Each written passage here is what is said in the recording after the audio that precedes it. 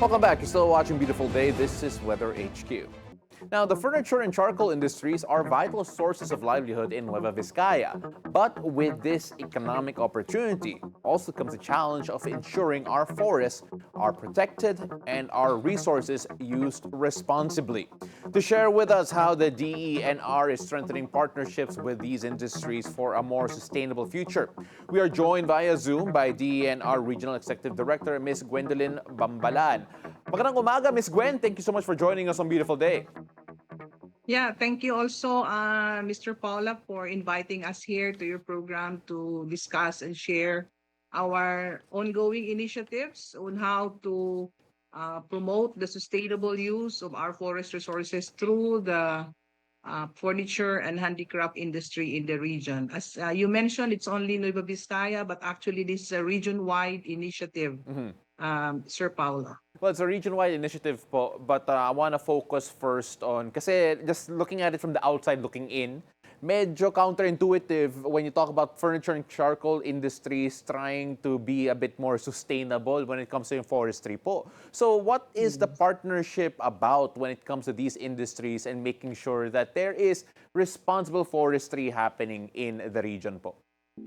Yeah, thank you so much for that question. Actually, we have about 613 all over the region. So when we say the region 2, that covers the provinces of Batanes, Cagayan, Isabela, Quirino, and Nueva Vizcaya. So we have 613, and unfortunately, only a handful have secured permits for the use of their banso or the equipment that they use in the processing of the lumber or bleaches into furniture and handicraft. So that's why we partnered with the Department of Trade and Industry, the Department of Science and Technology, DILG, because they have the oversight supervision among local government units which issue the business permits.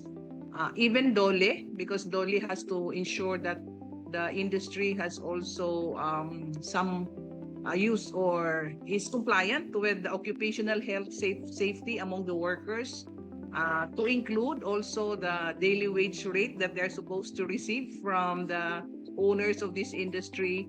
And we're even exploring on how we can really ensure the incorporation of the environmental clearances in the issuance of the business permits by the local government units. So that is the intent of this undertaking. We really have to work with our partners to ensure that the furniture and handicraft and even the charcoal, no, that our local communities supposedly somehow, no, ito yung source ng kanilang livelihood, will be sustained and will not compromise environmental protection as they go on with this kind of livelihood.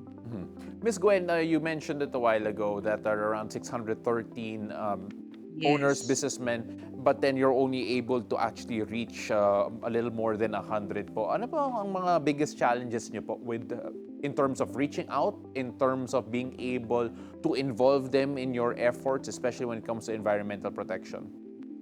Well, probably because of our limited reach also to these furniture industries, medyo kulang po tayo ng personnel to go into the individual inventory of all these industries. But right now, we are now working with our partner agencies so that we can increase our reach. Like for instance, in terms of the business permit that will be issued by the local government units, we are now preparing our position paper that if possible, the requirements on the BANSO, which is a regulation under Republic Act 9175, will form part of the requirements that they cannot issue business permit unless otherwise the equipment that they use are duly permitted by the Department of Environment and Natural Resources. And in so doing, we are assured of the legal sources of timber or lumber that they're going to use in the processing or in the manufacturing of this furniture or this handicraft, and even the wood that the communities are using for their charcoal. Ms. Gwen, we're showing pictures right now a while ago of yung mga consultation po with the stakeholders when it comes to these Yes. industries. What were their biggest concerns or at least the biggest myths that you had to bust po when it comes to collaborating and working with the DENR? Yes, we admit that somehow no parang we we have less priority in terms of monitoring this industry. Mhm. Yung mga local manufacturing natin or manufacturers natin ng handicraft and even furniture. So right now we are refocusing kumbaga na mabigyan din sila ng kaukulang atensyon. And one of the issues that was actually raised during the consultation was the old equipment that they use now ay wala pong kaukulang resibo na kasi sa katagalan na ng panahon, no? Mm. And some of them also have to repair, to fix it. So some of the parts ay hindi na po yung original. So we are now reviewing our policy on how we can address this because our intention is really to ensure legality and that they continue operating because that's also one of the major industries here in the region. As I have mentioned, 613 na manufacturers will be affected talaga kung i-strictly enforce natin yung regulations sa chainsaw which requires receipts and other documents. So yun po ang pinapa-aralan pa namin ngayon sa aming legal office in coordination of course with the Forest Management Bureau. Well, of course, we could go very deep into the equipment, including some of the other existing laws that already are in place, including transport permits, like you mentioned, Yeah. chainsaw registration. But, ma'am, I also want to focus on the need for interagency collaboration because, as you mentioned, medyo mababa kayo in terms of yung priority in actually regulating some of these industries. So, what needs to be done po from the DENR perspective to be able to ensure that the sustainable efforts or at least making of sustainable forestry more of a reality in the region po? Yeah, thank you so much for that. Now, as I have mentioned, we started already our consultation meetings with the furniture industry makers and also the handicraft and even the charcoal making groups. So ang ano namin dito is we really have to work closely with the Department of Trade and Industry because unfortunately as we reviewed the profiles of the different furniture makers, some of them do not even have registration with the DTI, no? And also with their respective local government units. So inisa-isa namin ito and that's why we're just circulating the draft memorandum of understanding or agreement rather with the different agencies.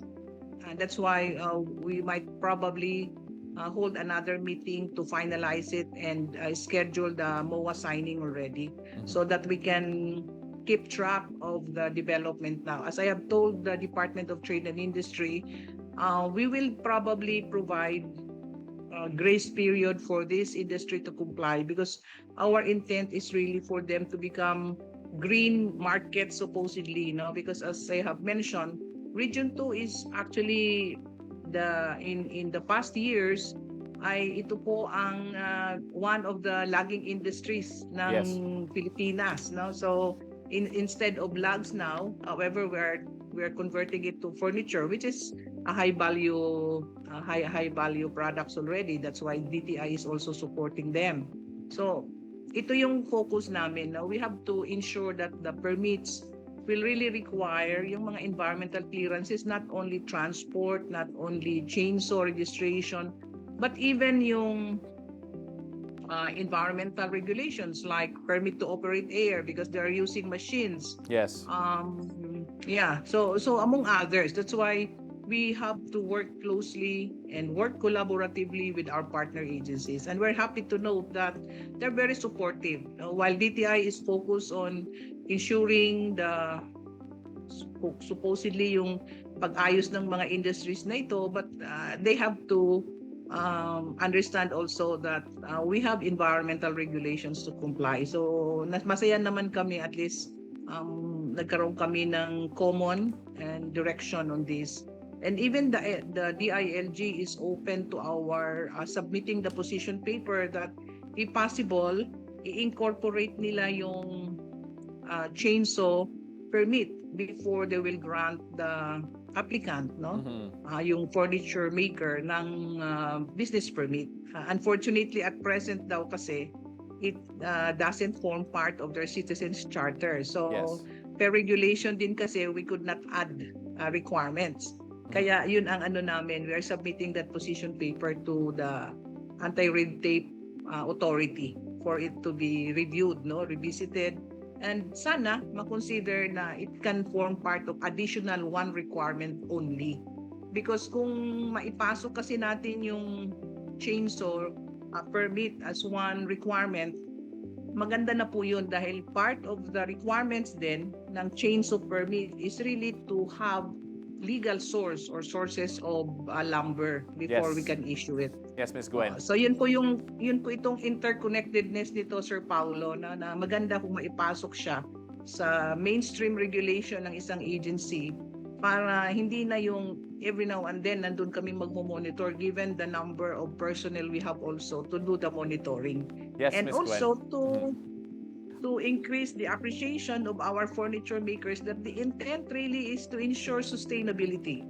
Kasi kung wala na po silang source of lumber or source of timber, Yes po, it mawawala will na be po it will be itong difficult po as yes, you're mentioning. that's We're why talking we about will also Yes, Ms. in Gwen, our- apologies po, but we have to cut you off due to lack of time. But then, grabe po yung passion niyo po when it comes to yung sustainable forestry, especially helping these industries.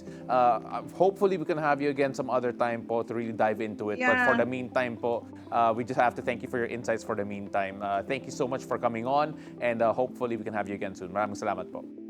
Thank you so much, Sir Paulo, also for having us here.